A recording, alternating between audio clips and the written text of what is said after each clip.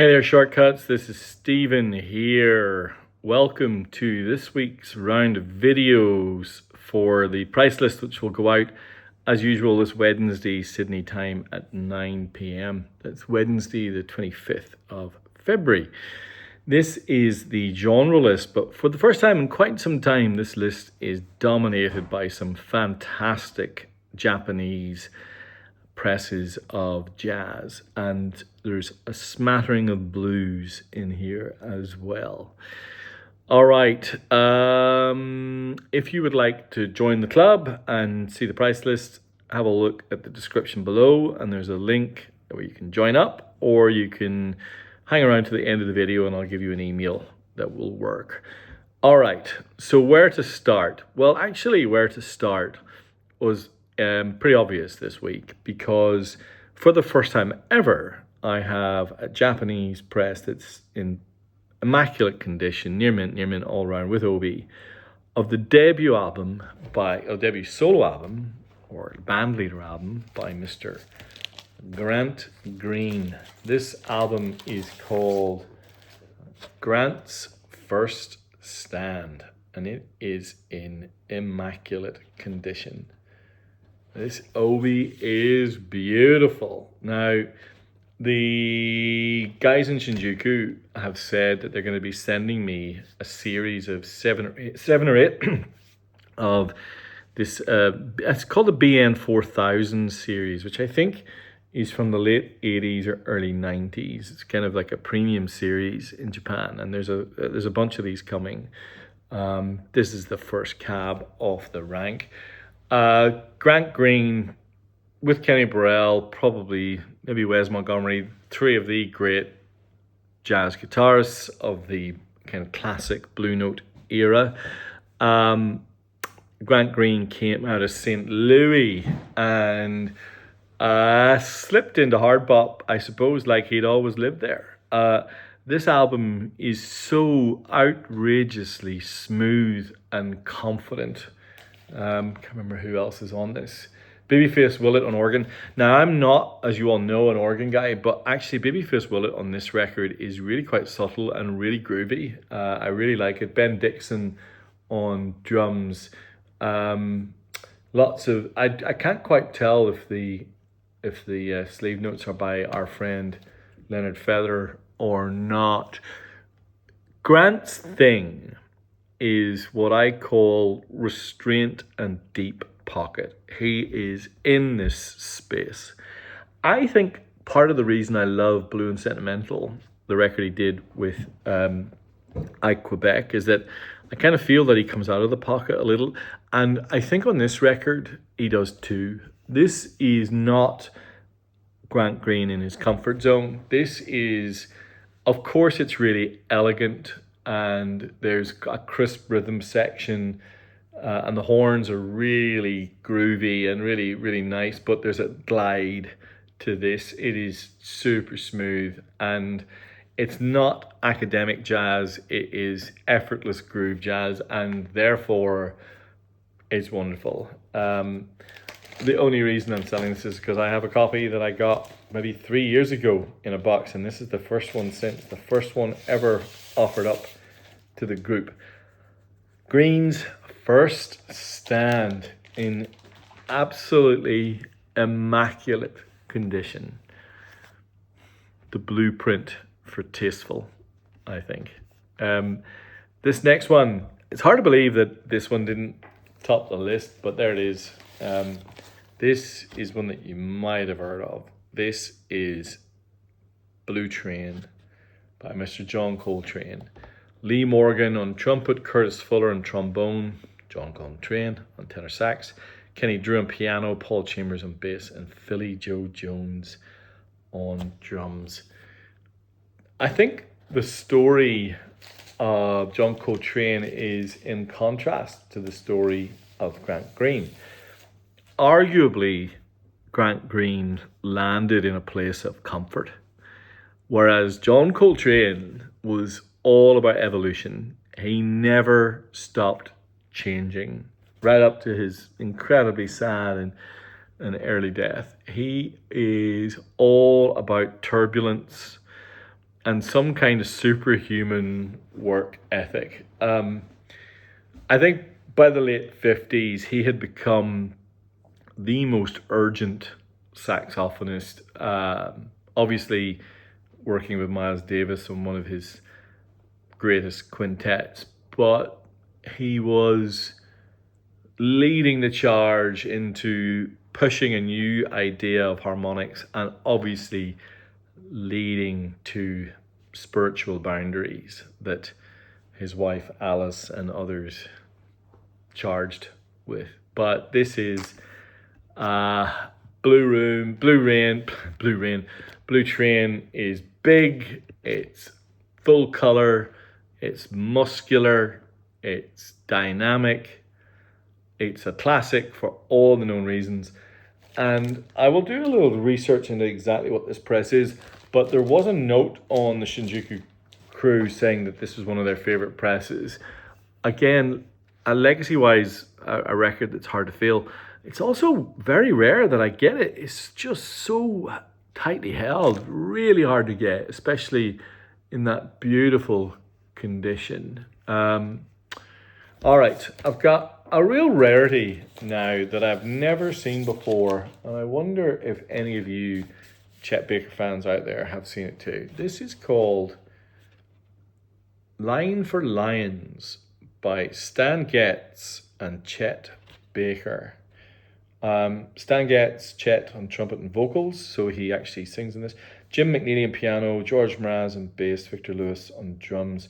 Specifically made in Japan. So Stan Getz is an interesting cat. I mean, he was all about tone, and in many ways his name is just about this very particular tone that he has. I'm just going to show you the inner for this.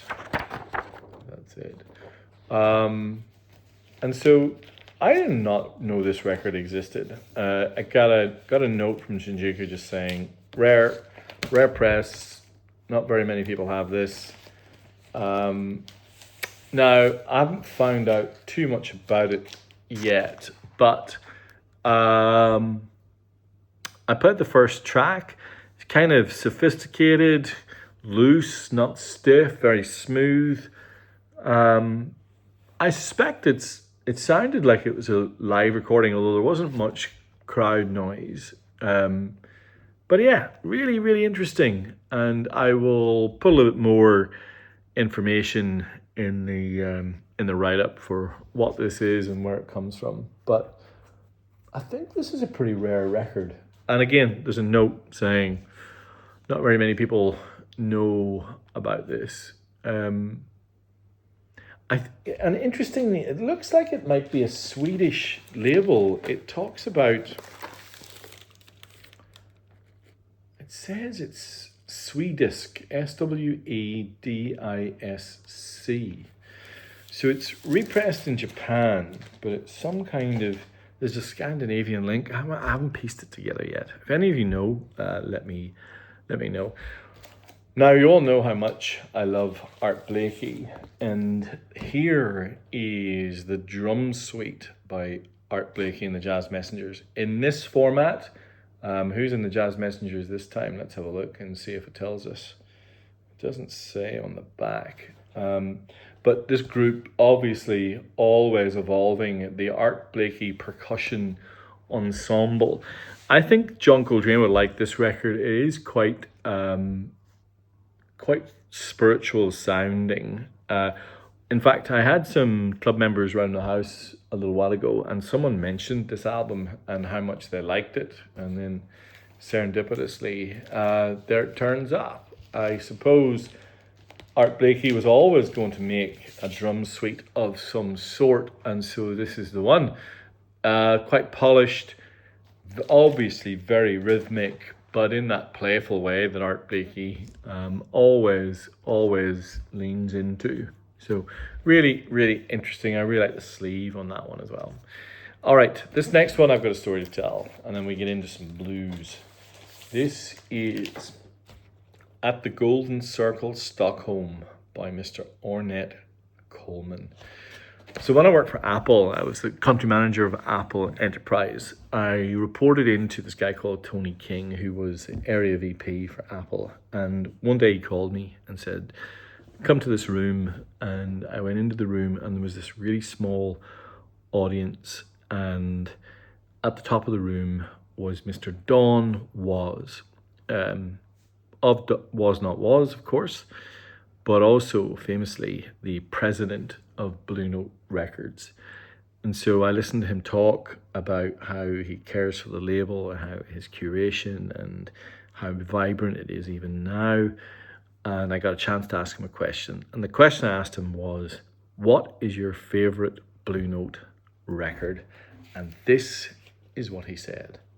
At the Golden Circle, Stockholm, by Ornette Coleman. And he said that it was the most dynamic, the most vibrant, and the most alive album in the history of Blue Note. And I suppose I'm just going to leave it at that. If Mr. Don Was wants to describe this album in that way, who am I to argue?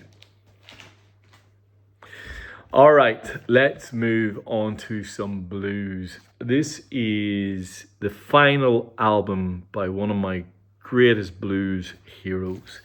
This is The Backdoor Wolf by Howlin' Wolf. Tour de force, born in Mississippi, forged in the Delta, but really became electrified in the blues in Chicago. Look at this. So it's a French pressing. Look at this beautiful sleeve. Vogue. La Société Française. So this is a French special press. It's exactly the same copy as the one that I have. For some reason, this was really popular in Japan, this particular pressing. And so it must have had a release over there, because this is the one that they sent me when I first got this way back in the day. So this, Howlin' Wolf was never the slickest, never about, the perfect take, all about the truth, Mr. Wolf.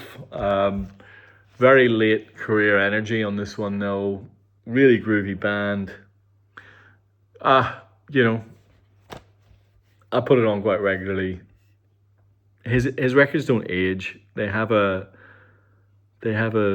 solidity and a feel to them that's uniquely Mr. Wolf. Oh, I forgot to mention there's some more jazz here as well. I forgot that this one was coming up. This turned out to be one of the more popular jazz records over the last couple of years, because our friends in Shinjuku have been sending to me quite regularly, and it is Kenny Burrell and John Coltrane together, with Tommy Flanagan, Paul Chambers, and Jimmy Cobb, legendary Jimmy Cobb, on drums. This is one of the few collaborations that Coltrane was involved in, and I think it is one of his best. I really like it. I really like the record he did with Duke Ellington as well, but I think this one's almost as good. Typical Coltrane forward-looking intensity, but he pushes Kenny Burrell into places that Kenny Burrell rarely goes, and I think it's a really groovy, interesting record. Well worth it for any of you who like the melodic sensibility of Burrell and the, I suppose, challenge of Coltrane. I have a few, actually no, I've only got one Shortcuts classic. I'm only going to mention it briefly. I get this quite regularly. Many of you have it. You all know how good it is. Otis Redding's Sitting on the Dock of the Bay, an all-time beautiful classic pressing from Japan. And if you haven't got it, well worth it. All right, before we get into some more blues, what about this? The Harlem Blues by Phineas Newborn Jr. with Ray Brown and Eldon Jones, the legendary John Coltrane drummer, on this quintet. This guy is... VMP did a Phineas Newborn Jr. record before they imploded. And they said something in the notes that I always remembered because I have it on my shelf here. They described him as the musician's musician, born in Memphis, technically unbelievable, but capable of a swing that is both full of finesse and brutality. He's got some virtuoso chops, but he is so rhythmic and so fun. It's really really interesting player, not sterile, joyful, and very accessible. Highly recommend. Highly recommend. Oh my gosh, look what's to come.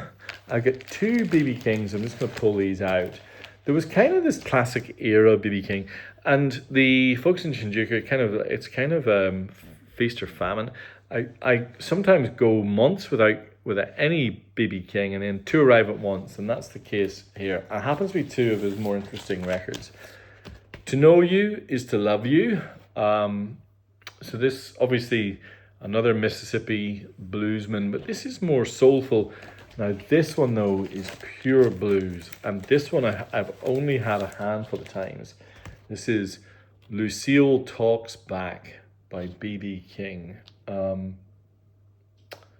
But pretty big group of musicians on this one, kind of wide and varied, very kind of good. I would put Lucille in the top 5 of BB King's records. To Know You, to Love You is probably mid-tier, but that's still better than most, and it's just a lovely pressing, and it's really it's just a very lovely record. Okay, 3 to go, and they're all kind of in the jazz space. One classic, one white label promo, and one that's just a personal choice of me because I love it, and because this person was recommended by Dom, who you're out there, and I didn't really know, and now I'm a fan. Now this is the classic. This is Interplay by the Bill Evans Quintet. Freddie Hubbard on trumpet, Jim Hall on guitar, Bill Evans piano, Percy Heath on bass, Philly Joe Jones on drums. This is one of Bill Evans' greatest records on the Riverside label. Whilst he was pretty radical and interesting, this album is just a conversation between the instruments, and it is endlessly fascinating. I love how subtle it is.